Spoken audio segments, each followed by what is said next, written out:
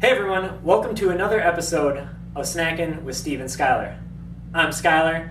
Sadly, Steve couldn't make it today, but we do have a very special guest for our tailgating themed episode, Detroit Lions head coach, Matt Patricia. Dude, did you start without me? I've literally been here the whole time. So with football season coming up, we figured we'd show you some of our favorite tailgating dish ideas. What are you wearing? What do you mean? So we'll be making fish and chips, bangers and mash. Dude, it's American football. Does this look like the kind of person that would coach a soccer player? Huh. I think I misread the email. Welcome to another episode of Snackin with Steve and Skyler. I'm Steve. I'm Skyler. Let's get snackin'.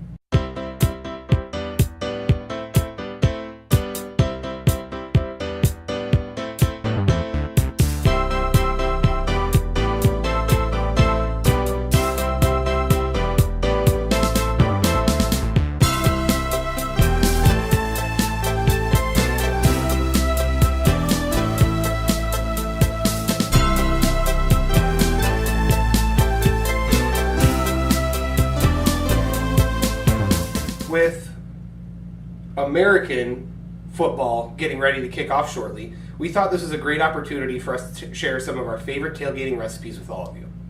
This will be a two-part episode. In this first part, we'll go into more in-depth recipes, and then the second part will be an entirely different video, but we'll have 3 5-ingredient or less, easy-peasy, lemon squeezy recipes for you to try and make. Thank you for watching. Yeah, thanks. The first thing we're going to start with is jalapeno popper pinwheels. For that, you need some preferably store-bought puff pastry dough, a few spices. We have cayenne pepper, chili powder, paprika, and cumin, along with salt and pepper, which should always be included. We have a bunch of homemade bacon from our favorite butcher shop, a lot of jalapenos, cream cheese, 2 blocks of Colby Jack and pepper jack cheese that we will shred into the mixture, as well as some minced garlic. First thing we're going to do is make a bunch of noise with this paper. And then we're going to cut the bacon up into little chunks, easier to cook that way, and we're going to want it in small pieces for the cream cheese mixture that will be going in the pinwheels. All right, now that we've got our bacon cut up and our cast iron skillet preheated to medium high, time to get these bad boys in.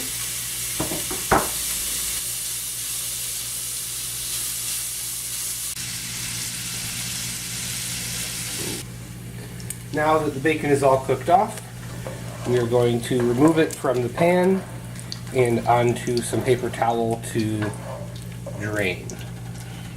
The beautiful part about having this nice crispy bacon is it's going to add some really great texture to the jalapeno popper pinwheels, being nice and crispy mixed in with the cream cheese, the jalapenos, and the onions.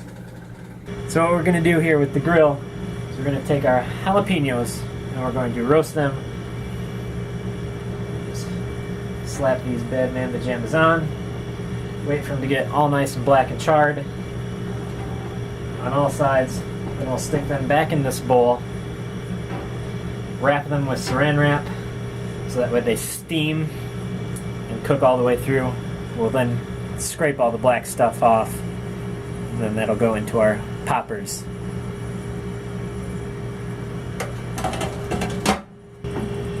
Alright. So not everything always goes according to plan with cooking. Not enough fire for the jalapenos, but they are pretty much cooked all the way through. We won't have to scrape off as much black stuff because there isn't really. But you know, live and learn, right? We've got the onion diced, and we've got this wonderful bacon fat left over. Time to soften them up a little bit.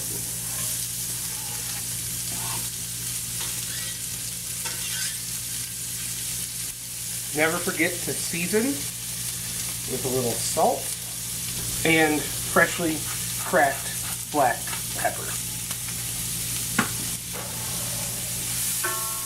Alright, now that the jalapenos have come off of the grill and have steamed for a little bit, we'll start by cutting the tip and the top off, making one slice on the side, kind of opening it up, cut the ribs out, and scrape out as much of the seeds as you can. To add a little more oomph to it, you can keep the seeds in though. And then we're just going to cut it to very small strips. Turn, do a nice little dice on them.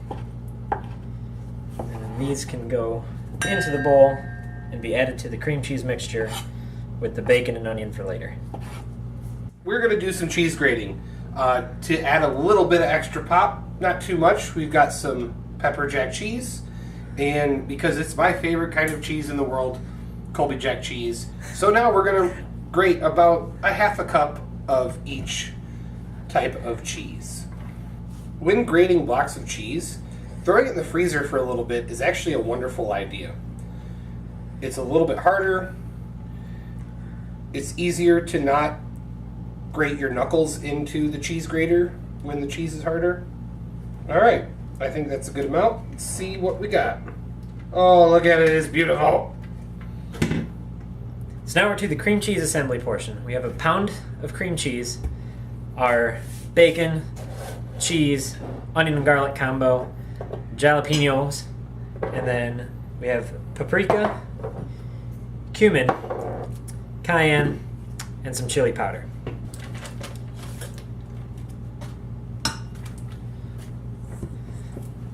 Smush that down a little. Oh yeah, work it. Go with sprinkling some of the cheese.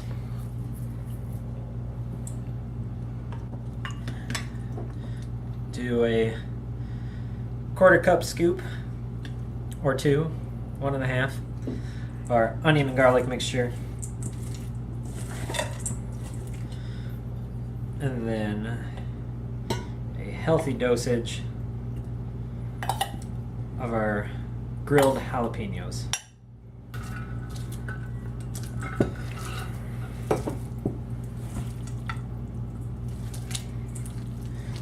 Tag in.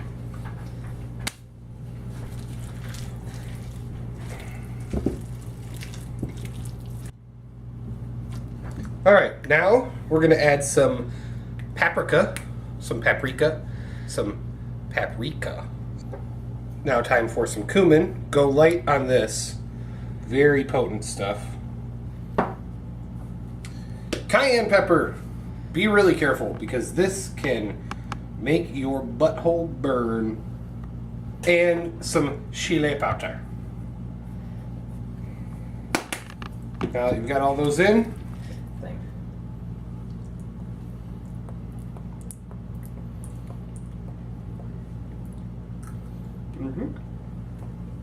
very good.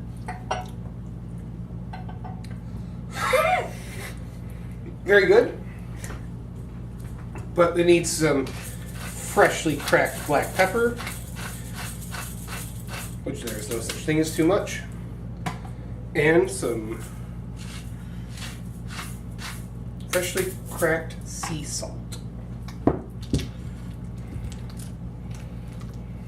Now you've got your puff pastry. Nice to roll it out nice and flat. I don't own a rolling pin, but I'm Italian, so this is my Italian rolling pin.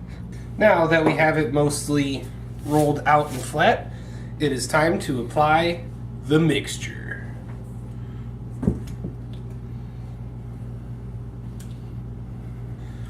Once you've got your mixture evenly spread, grab from one end, lift up off the parchment, and begin to roll. Now that we've got this all together,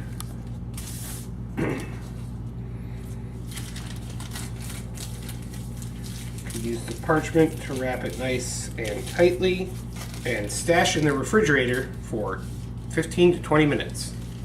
A few moments later. Alright, so now we have our pinwheels that have set. The cream cheese and the puff pastry has become a little more solid. We can unroll it from the parchment paper. And now we are going to slice into discs.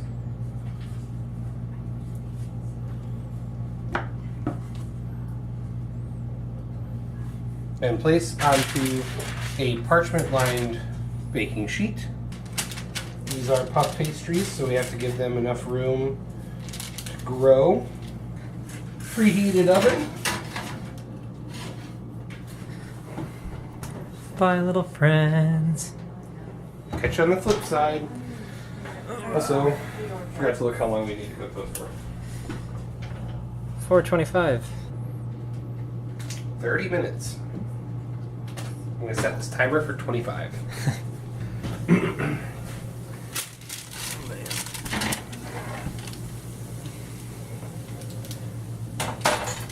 Ow.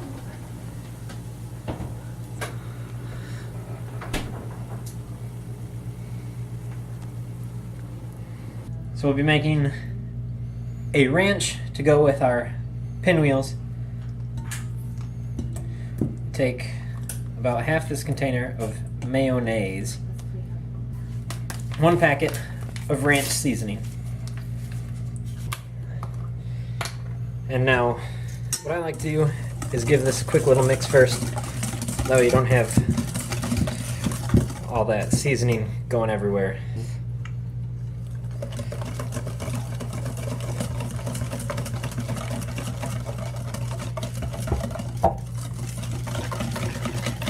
And voila.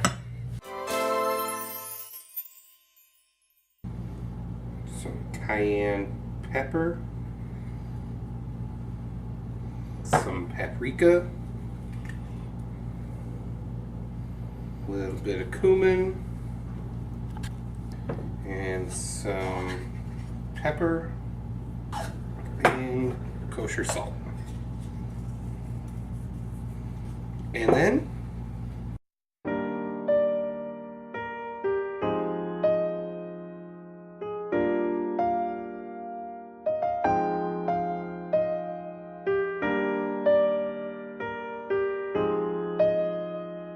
so meaty.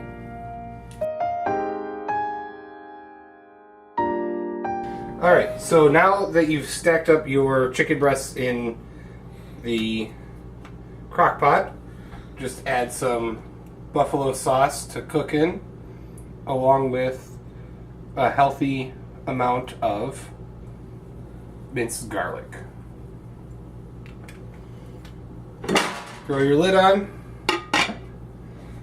and cook on high for 4 hours minimum. Now that you have removed your chicken from the crock pot, grab some forks, or as we have, some meat shredding bear claws, and begin to destroy some meat. Now that we have all of our ingredients together, hot sauce, homemade ranch, cream cheese, shredded cheese, I'm using Colby Jack, you can use whatever kind of shredded cheese you'd like, and a buttload of our shredded chicken from the crock pot. So to start, let's start with cream cheese.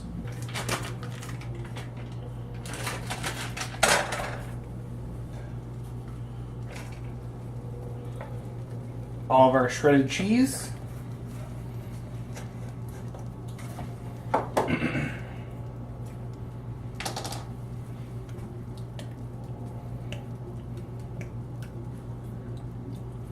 About half a bottle of hot sauce.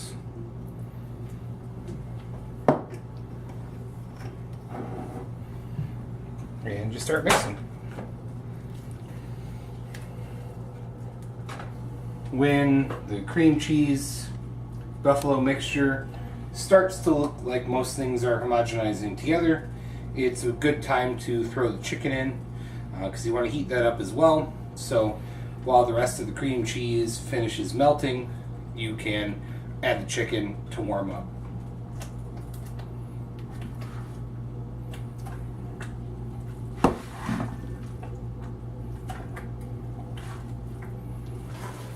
Now that it's had a little bit more time on the direct heat, enough time for everything to melt down and get together,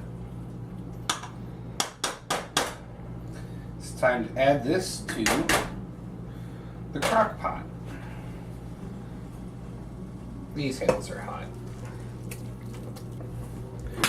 Let that sit on low. These two recipes involve a bit of a time commitment, but they're guaranteed to be a crowd pleaser at any party you may attend.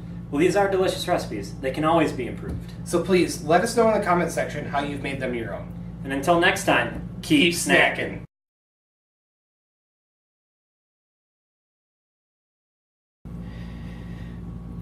Go for clap sync. In 3, 2, 1. We're so good at that. Getting sensual with the bacon.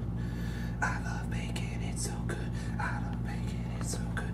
Why is it not in my mouth? Oh yeah, because it's raw. That sucks.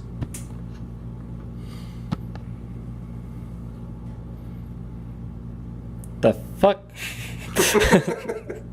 I don't know, son. I live my life through song. Bacon. This is the reason I keep a fire extinguisher next to my toilet. That's really gross.